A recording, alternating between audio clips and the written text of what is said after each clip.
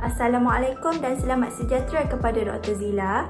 Kami dari kumpulan 8 dari kelas 21C yang terdiri daripada Nur Eliana binti Anwar, Nur Hazikah Hanani binti Muhammad Hussein, Nur Alia Aimi binti Muhammad Sofi dan saya, Raja Nur Syazira binti Raja Aris akan membentangkan tajuk kajian yang telah dipilih oleh kami, iaitu sumbangan guna tenaga dan pertumbuhan guna tenaga dalam sektor perkhidmatan di Malaysia. Assalamualaikum, nama diberi Nur Hazikah Hanani binti Muhammad Hussein, nombor matrik 211220601. Yang pertama, saya akan jelaskan apa itu guna tenaga. Guna tenaga merujuk kepada tenaga buruh yang terlibat dalam kegiatan produktif dalam menghasilkan atau mengeluarkan output negara atau kegiatan ekonomi yang menghasilkan barangan dan perkhidmatan. Antara isu guna tenaga, kadar pengangguran di Malaysia telah meningkat pada kadar 4.8% pada Disember 2020. Disebabkan pandemik COVID-19, bilangan penduduk yang bekerja dan tidak bekerja buat sementara waktu juga telah meningkat. Akan tetapi, kumpulan ini tidak dikategorikan sebagai penganggur. Seterusnya, sektor ekonomi. Seperti yang kita ketahui, ekonomi Malaysia terbahagi kepada 3 sektor utama, iaitu sektor utama, sektor kedua dan sektor ketiga. Dan sektor ketiga ini dikenali sebagai sektor perkhidmatan. Sektor perkhidmatan memberi sokongan kepada sektor utama dan sektor kedua agar aktiviti ekonomi berjalan dengan lancar. Antara kegiatan sektor ketiga ini adalah perkhidmatan pengeluaran, perkhidmatan awam, perkhidmatan barangan dan runcit dan banyak lagi. Masalah guna tenaga di Malaysia. Kehadiran pendatang asing atau pekerja asing yang ramai di Malaysia seperti Indonesia, Bangladesh, Myanmar dan ramai lagi. Ini adalah berpunca daripada sikap Malaysia sendiri yang tidak mahu bekerja atau terlalu memilih pekerjaan atau tidak mahu membuat pekerjaan yang tertentu. Oleh kerana itu, kebanyakan majikan lebih tertarik kepada pekerja asing kerana boleh ditawarkan gaji yang minimum dengan tiada potongan EPF dan SOKSO. Objektif kajian, sumbangan guna tenaga dalam sektor perkhidmatan untuk mengkaji hasil guna tenaga yang seharusnya digunakan dalam sektor perkhidmatan. Yang kedua, kesan kepada pertubuhan guna tenaga dalam sektor perkhidmatan untuk melihat ekonomi negara dapat dipelihara dengan cemerlang. Assalamualaikum warahmatullahi wabarakatuh. Nama saya Nur Eliana binti Anwar.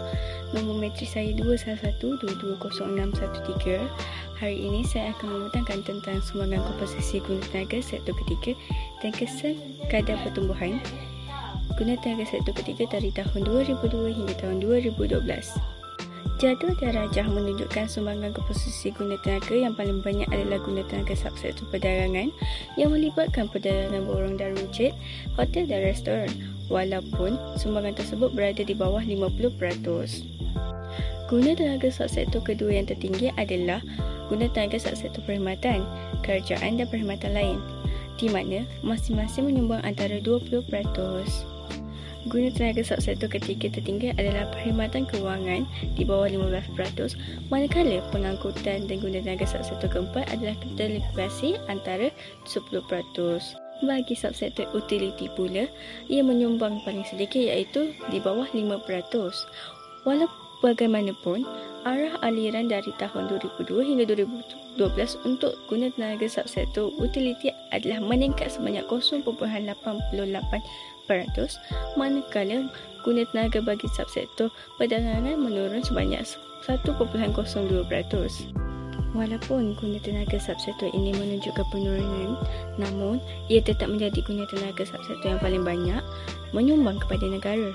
Pengkaji turut mengambil kira purata guna tenaga bagi utiliti sebanyak 1.2%, pengangkutan dan telekomunikasi sebanyak 9.64%, perkhidmatan lain sebanyak 18.87%, perkhidmatan kerajaan sebanyak 17.60%, perdagangan sebanyak 40.77%, manakala bagi perkhidmatan kewangan adalah sebanyak 11.91%. Jadual darajah menunjukkan kadar pertumbuhan guna tenaga dalam sektor perkhidmatan di Malaysia meningkat dari tahun 2002 hingga tahun 2012. Ini dibuktikan di mana sektor ketiga meningkat dari 514.8 ribu orang kepada 7670.8 ribu orang. Peningkatan adalah sebanyak 2556 ribu orang. Peningkatan pada setiap tahun ini menunjukkan bahawa sektor ketiga merupakan sektor yang paling penting dalam negara. Guna tenaga yang paling tinggi adalah pada tahun 2012 iaitu sebanyak 7670.8 ribu orang dan kadar pertumbuhan sebanyak 2.85%. Bulat bagi guna tenaga sektor ketiga adalah sebanyak 2556 ribu orang. Oleh yang demikian, kerajaan sangat memainkan peranan dalam melaksanakan dasar tertentu demi menunjukkan sektor ketiga dalam masa yang sama mengambil inisiatif untuk memperbaiki prestasi sektor sekiranya terjejas atas faktor tertentu. Assalamualaikum warahmatullahi wabarakatuh. Pertama sekali, saya ingin memperkenalkan diri saya. Nama diberi Raja Nurul Syazira binti Raja Aris dan nombor metrik 211220654. Video pembentangan saya pada hari ini ialah ingin menerangkan metodologi yang telah digunakan oleh kami untuk menjayakan kajian ini. Sebelum itu, kita perlu mengetahui apa yang dimaksudkan dengan metodologi. Menurut Kamus Dewan edisi keempat, metodologi merupakan sistem yang merangkumi kaedah dan prinsip yang digunakan dalam sesuatu kegiatan, disiplin dan sebagainya. Bagi pelaksanaan kajian ini, pengkaji akan memastikan teknik-teknik kajian yang dipilih dapat menjamin kajian yang dilakukan secara lebih teratur dan teliti dalam semua aspek. Dalam kajian ini, terdapat dua kaedah kajian yang digunakan oleh kami. Yang pertama sekali ialah kaedah memperoleh data dan yang kedua ialah kaedah menganalisis data. Kaedah pengumpulan data merupakan salah satu kaedah yang telah digunakan oleh kami untuk menjayakan hasil kajian ini. Sumber data yang berjaya dikumpulkan untuk memperoleh maklumat dan melaksanakan kajian ini adalah disebut sebagai sumber data sekunder. Bagi mendapatkan maklumat sekunder, kami telah menggunakan kaedah-kaedah yang bersesuaian seperti mengumpul laporan agensi kerajaan dan swasta dan juga memuat turun beberapa sumber yang terdapat di internet. Di bawah kaedah memperoleh data, kami juga menggunakan kaedah rujukan. Terdapat pelbagai kaedah rujukan yang telah digunakan oleh kami seperti penggunaan bahan rujukan lain dari internet bagi melengkapkan hasil kajian. Kebanyakannya maklumat yang diperolehi oleh kami ialah sumber yang terdapat di laman sesawang. Dengan adanya kaedah ini, mempercepatkan lagi tempoh kami untuk menyiapkan tugasan ini. Selain internet, buku, kamus dewan dan jurnal akademik yang terdapat di perpustakaan juga telah digunakan oleh kami sebagai bahan rujukan tambahan untuk menjayakan hasil kajian. Kaedah kajian yang kedua yang digunakan oleh kami ialah kaedah menganalisis data. Kami telah menjalankan analisis deskriptif dalam bentuk nilai dan peratus. Analisis ini dijalankan dengan mengumpul semua data dan statistik yang berkaitan kajian yang terdapat di dalam laman web rasmi. Data yang diperoleh akan dianalisis dengan menggunakan dua formula yang akan dipersembahkan dalam bentuk jadual beserta graf bar komponen. Formula pertama yang digunakan oleh kami untuk menganalisis data ialah sumbangan komposisi guna tenaga mengikut sektor ketiga. Sumbangan komposisi sama dengan nilai sektor bahagi jumlah keseluruhan. Manakala purata guna tenaga sama dengan jumlah keseluruhan bahagi jumlah tahun. Formula yang kedua yang digunakan oleh kami untuk menganalisis data ialah kadar pertumbuhan guna tenaga dalam sektor perkhidmatan. Kadar pertumbuhan guna tenaga sama dengan guna tenaga baru tolak guna tenaga asal bahagi guna tenaga asal darab 100. Sekian sahaja dari saya. Terima kasih. Assalamualaikum dan selamat sejahtera. Saya Nurali Aini binti Muhammad Sofi, nombor Matric 211220602. Hari ini saya akan membentangkan rumusan. Objektif kajian yang pertama adalah sumbangan guna tenaga dalam sektor perkhidmatan di Malaysia dari tahun 2002 hingga tahun 2012. Bagi objektif kajian yang kedua pula ialah kesan kepada pertumbuhan guna tenaga dalam sektor perkhidmatan di Malaysia dari tahun 2002 hingga tahun 2012.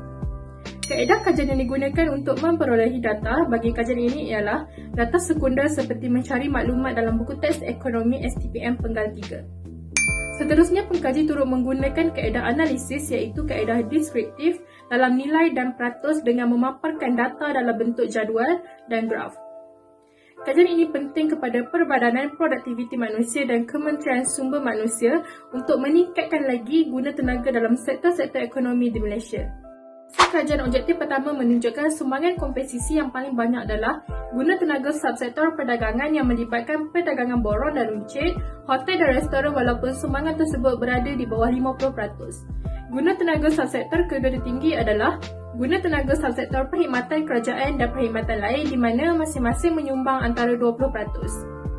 Guna tenaga subsektor ketiga tertinggi adalah perkhidmatan kewangan di bawah 15%, manakala pengangkutan dan telekomunikasi di antara 10%. Bagi subsektor utiliti pula menyumbang paling sedikit iaitu di bawah 5%.